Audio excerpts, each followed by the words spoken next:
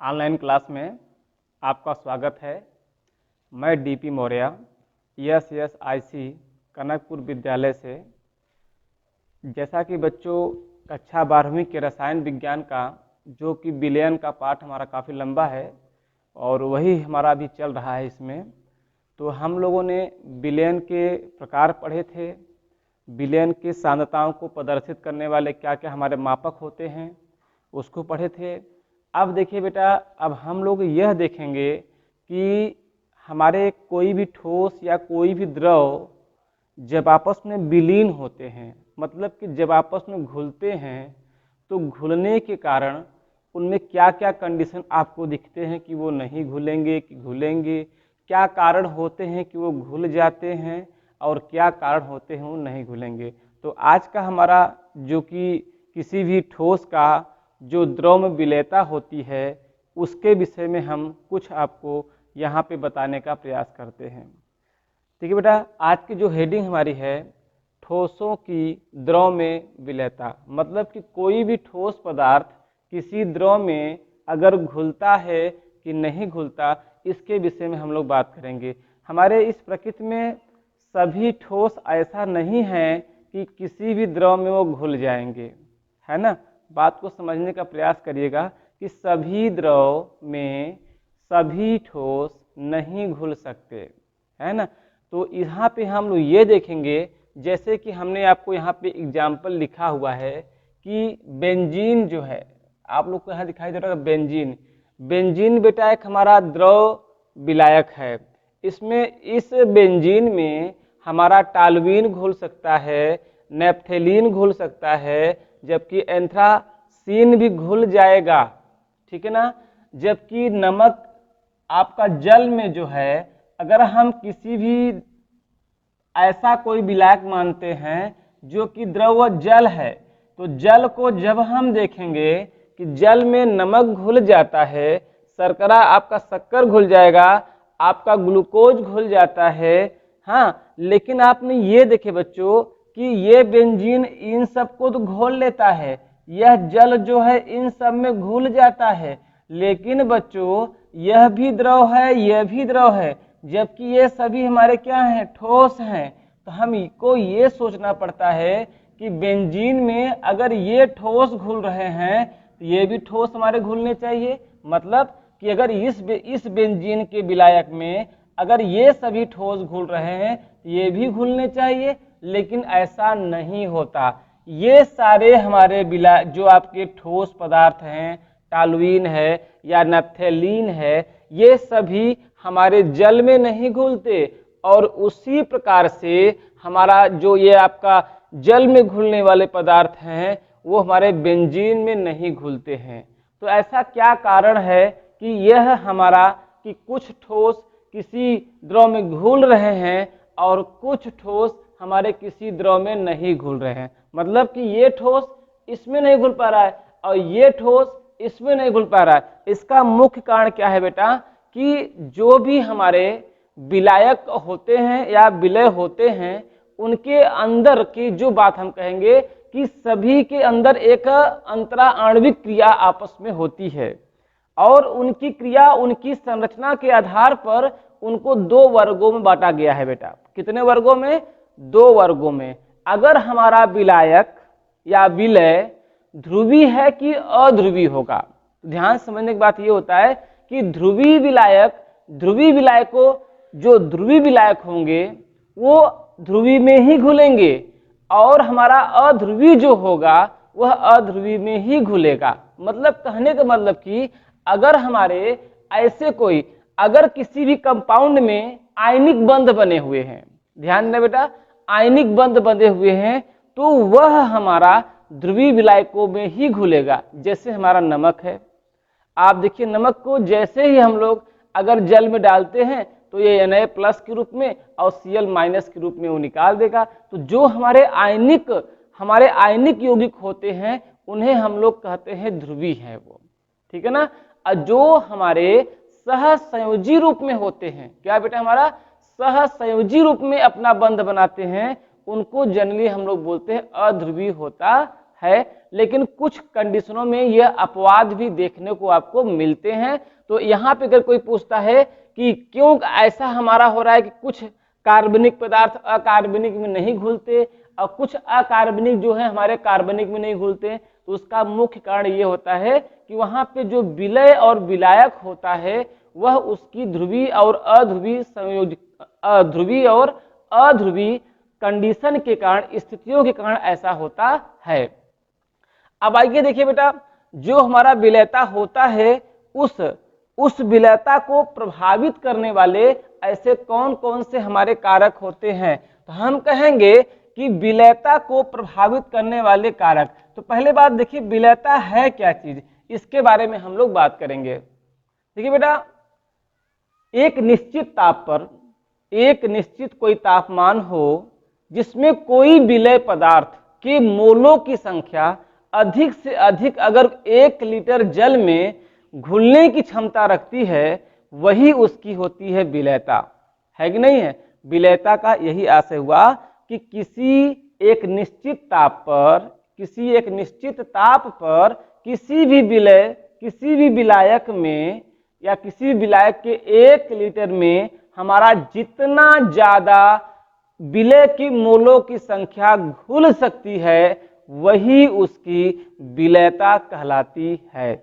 जैसे बच्चों, अगर 1 लीटर जल में हम बिना उस जल के तापमान में परिवर्तन किए बिना उसमें कितना शक्कर हम घोल सकते हैं, वही उसकी विलयता कहलाएगी। ठीक है ना। तो यहाँ पे ध्यान देना बेटा, नंबर 1 दिया है कि विलयता को प्रभावित करने वाले कारक कौन कौन से होते हैं। विलय और विलायक की प्रकृति के आधार पर, विलय और विलायक की प्रकृति क्या है, कैसे विलय हैं, कैसे विलायक हैं, मेरी बात को समझने का प्रयास करिएगा कि जब किसी भी विलायक को किसी विलायक में किसी विलय को डाला जाता है तो वह 2 कंडीशनों पर निर्भर करता है मुख्य रूप से। एक होती है उसकी जालक ऊर्जा, एक होती है जल योजन ऊर्जा। मतलब कहने का मतलब जालक ऊर्जा कि जो भी हमारा विलय किसी विलायक में घोला जा रहा है उसके अंदर जो उसके अणुओं के मध्य में अंतः क्रिया हो रही है, कि मतलब कितने स्ट्रांग बाड उसके अपने अणु बंधे हुए हैं कि जो कि किसी विलायक में जाने के बाद वो घुल जाएंगे, वह डिपेंड करता है उसकी जालक ऊर्जा के ऊपर। ध्यान देना बेटा, जालक ऊर्जा के ऊपर निर्भर करता है। ठीक है ना। जैसे देखिए जालक ऊर्जा, जिस विलय पदार्थ की जालक ऊर्जा जितना कम होगी उसकी जल योजन ऊर्जा उतना ही ज्यादा होगी, मतलब वो जल में ज्यादा घुल सकता है। जैसे हम लोग कहते हैं ना कि पानी में हमारा शक्कर घुल सकता है, नमक घुल सकता है, जबकि आपका चीनी नहीं घुलता। तो जल के अंदर इतनी ऊर्जा नहीं है कि वह आपके बालू के कणों की जो जालक ऊर्जा है उसको वह नष्ट कर सके। मतलब कि जो बालू का कण है उसकी जालक ऊर्जा इतनी ज्यादा है कि जल योजन की ऊर्जा से बहुत ज्यादा। ठीक। जबकि जो नमक है, चीनी है, उसकी जालक ऊर्जा जल की जल योजन की ऊर्जा से कम होने के कारण वह ऑटोमेटिक हमारा जल में घुल जाता है। तो यहाँ बेटा हमने बताया कि अगर विलय और विलायक की प्रकृति के आधार पर देखेंगे तो हमारा 2 ही कारक हमारे मुख्य होते हैं। अक्सर परीक्षाओं में पूछता है कि विलय और विलायक की प्रकृति के आधार पर आप क्या समझते हैं, तो आप यही कहेंगे विलय और विलायक की जो प्रकृति होती है वह किसी ठोस का द्रव में जो विलयता होगी वह उसके जालक ऊर्जा और जल योजन ऊर्जा पर निर्भर करती है। मतलब बच्चों सीधा सीधा आप कह सकते हो जिस विलय की जालक ऊर्जा अधिक होगी जल योजन ऊर्जा से, वह जल में अच्छी तरीके से नहीं घुल पाएगा, और जिसकी जालन ऊर्जा या जालक ऊर्जा कम होती है उसकी जल योजन ऊर्जा ऑटोमेटिक ज्यादा होगी, और ज्यादा होने पर उसकी विलयता भी हमारी बढ़ जाती है। मेरी बात को समझ में आ रहा होगा। नंबर 3 दिया है बेटा हमारा, नंबर 2 दिया है ताप का प्रभाव। ताप के प्रभाव से आप क्या समझते हैं? आप बच्चों ये भी जानते हैं कि किसी भी पदार्थ को, किसी भी ठोस को अगर हम द्रव में घोलना चाहते हैं तो द्रव में घुलने के लिए उस ठोस को ऊष्मा की आवश्यकता होती है, ऊष्मा की आवश्यकता होती है, ये तो पक्का है। लेकिन यह ऊष्मा, कभी कभी ऊष्मा प्राप्त भी होती है और कभी कभी उसको घुलने पर ऊष्मा की आवश्यकता भी होती है। तो यहाँ पे ताप का दो कंडीशन है, ऊष्मा क्षेपी प्रक्रम, ऊष्मा शोषीय प्रक्रम। जब ऊष्मा क्षेपी का मतलब क्या होता है, ऊष्मा क्षेपी प्रक्रम मतलब कि जब हम किसी भी विलय में या किसी भी विलायक में, किसी द्रवी विलायक में किसी भी ठोस को अगर हम डालते हैं और यदि उसको डालने के उपरांत हमें ऊष्मा प्राप्त होती है तो उसी को हम लोग कहते हैं ऊष्मा क्षेपी प्रक्रम। ठीक है ना। मतलब क्या, जैसे आप लोग देखते हैं कि चूने को अगर पानी में डालते हैं तो वहां पे हमारा क्या मिलता है, हमको ऊष्मा प्राप्त होती है। क्या प्राप्त होती है बच्चों, ऊष्मा प्राप्त होती है। तो दिस प्रोसेस, यह प्रक्रिया क्या कहलाएगी, तो आप कहेंगे ऊष्मा क्षेपी कहलाएगी। क्या बेटा हमारा, ये क्षेपी कहलाएगी। तो ऊष्मा क्षेपी प्रक्रिया को कौन कौन दिखाते हैं, तो लिथियम कार्बोनेट। लिथियम कार्बोनेट को आप जब जल में डालेंगे तब भी हमको ऊष्मा प्राप्त होती है। ये सोडियम हाइड्रोक्साइड है, सोडियम कार्बोनेट है, आपका जो मैंने कहा कैल्शियम ऑक्साइड है। ऐसे बहुत सारे पदार्थ, ऐसे पदार्थ जो जल में घुलने के बाद हमारे ऊष्मा को उत्पन्न कराते हैं, उसको हम लोग कहते हैं क्या, कि यह उसके ऊष्मा क्षेपी प्रक्रम है। ठीक है। लेकिन बच्चों अगर इन पदार्थों को अगर जल में घोलते हैं और जल का तापमान बढ़ा दीजिए, जल का तापमान बढ़ा दीजिए, तो उस अवस्था में जो इसकी जल की जो विलेयता होती है, वो जल में जो विलेयता होती है इनकी ऑटोमेटिक घट जाएगी। अगर कोई से आपको एग्जांपल लेता है कि कोई एक बर्तन आप ले लीजिए, एक में ठंडा जल डालिए, एक में गर्म जल डालिए, तो दोनों में एक एक गर्म है और यह बेटा हमारा ठंडा है।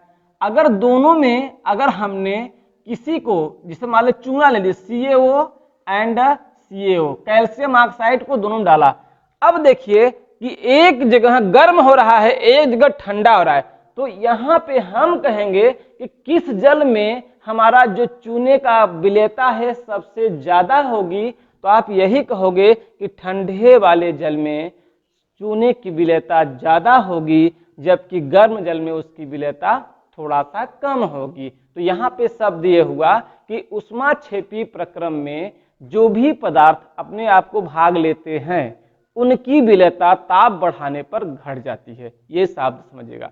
अगला हमारा ताप का क्या प्रभाव पड़ता है बेटा, ऊष्मा शोषी क्रियाएं। कुछ ऐसी भी क्रियाएं होती हैं जो जल में घुलने के लिए ऊष्मा को लेती हैं। जो पदार्थ जल में घुलने के लिए ऊष्मा को लेता है, जो पदार्थ जल में घुलने के लिए ऊष्मा को लेता है, ऊष्मा शोषी प्रक्रम कहलाता है। ठीक है बेटा, ध्यान देना कि ऊष्मा शोषी प्रक्रम कहलाता है। ठीक है ना। वो कौन कौन से हैं, जैसे हमारा नमक है, KCl है, आपका सोडियम नाइट्रेट है, और सारे ऐसे पदार्थ हैं जिनको, या कहेंगे जो क्रिस्टली पदार्थ हमारे मुख्यतः होते हैं, अगर उनको आप जल में डालते हो तो उनके क्रिस्टल को तोड़ने के लिए ऊष्मा की आवश्यकता होती है। तो वह हमारा क्रिस्टली पदार्थ, नमक या जो भी होगा, वो सभी जल के अंदर से ऊष्मा को लेते हैं और लेने के उपरांत अपने आप में विखंडन की प्रक्रिया को संपन्न करते हैं। ठीक। अब देखिए बेटा, यहां पे कंडीशन क्या बना, ऊष्मा शोषी प्रक्रिया में ताप बढ़ाने पर घटती हैं। इसका मतलब क्या हुआ कि जैसा कि हमने देखा ऊष्मा क्षेपी वाले में हमारा गर्म करने पर उसकी विलेयता घटती थी और ठंडा करने पर उसकी विलेयता बढ़ जाती थी। जस्ट उसी का उल्टा है, अगर किसी भी ऊष्मा शोषी प्रक्रम वाले कंडीशन में अगर हम लोग किसी पदार्थ की तापमान, किसी भी विलायक की तापमान को बढ़ाते हैं तो ऊष्मा शोषी प्रक्रिया में उसकी विलेयता बढ़ जाती है। क्षेपी में तापमान बढ़ाने पर विलेयता घटती है, जबकि हमारा जो ऊष्मा शोषी प्रक्रिया होती है उसमें किसी भी विलायक का ताप बढ़ाने पर उसकी विलेयता बढ़ जाती है। तो ये आप ध्यान देना बेटा कि ये हमारा जो है ताप के प्रभाव को मैंने कंडीशन को बताया। अगला हमारा लास्ट कारक है इसका कि दाब का प्रभाव। दाब का किसी भी ठोस का द्रव में जो विलेयता होती है, बात को समझने का प्रयास करिएगा, किसी भी ठोस का द्रव में जो विलेयता होती है वह दाब का कोई प्रभाव नहीं पड़ता। किसी भी ठोस को किसी भी द्रव में डाल दीजिए और उसके दाब को बढ़ाइए, पिस्टन के माध्यम से किसी भी माध्यम से उसके दाब को बढ़ाइए, तो उसके दाब के बढ़ने से या घटने से उसकी विलेयता में कोई प्रभाव नहीं पड़ेगा। उसका मुख्य कारण ये होता है बच्चों कि ठोस और द्रव दोनों असंपीड्य होते हैं, इसके कारण हमारा दाब का विलेयता पर कोई प्रभाव नहीं पड़ता है। तो मैंने विलेयता के बारे में आपको एक छोटी सी कहानी के रूप में मैंने एक व्यक्त किया, और इसको आपको समझने का बहुत ही अच्छा जरूरी चीज है कि विलय और विलायक की प्रकृति पर किसी भी द्रव की जो विलेयता होगी, द्रव में विलेयता किसी पदार्थ का होता है, वह उसकी जालक ऊर्जा और उस जल योजन ऊर्जा पे निर्भर करता है।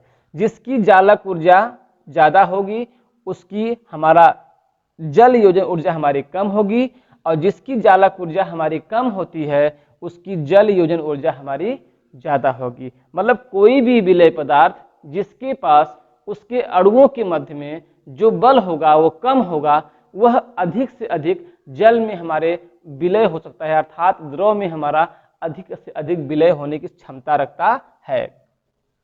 वही देखा मैंने ऊष्माक्षेपी प्रक्रम में ताप बढ़ाने पर विलेयता घटती है, और वही हमारा ऊष्माशोषी में ताप बढ़ाने पर विलेयता हमारी बढ़ जाती है। ठीक, ये हमारा आज का जो टॉपिक था ठोसों की द्रव में विलेयता, इसके विषय में हमने आपको बताया, और आप इसको देखिएगा। और अगली क्लास में हम लोग मिलेंगे, इसमें किसी भी द्रव में गैस की विलेयता क्या होती है। ठीक है, धन्यवाद। और पूरे क्लास को आप लोग अच्छे से देखिए, समझने का प्रयास करिए। जहाँ भी कोई त्रुटियां हो उसको आप कमेंट बॉक्स में जा करके आप उसको कमेंट करिए, हम लोग उसको सुधारने का प्रयास करेंगे। धन्यवाद।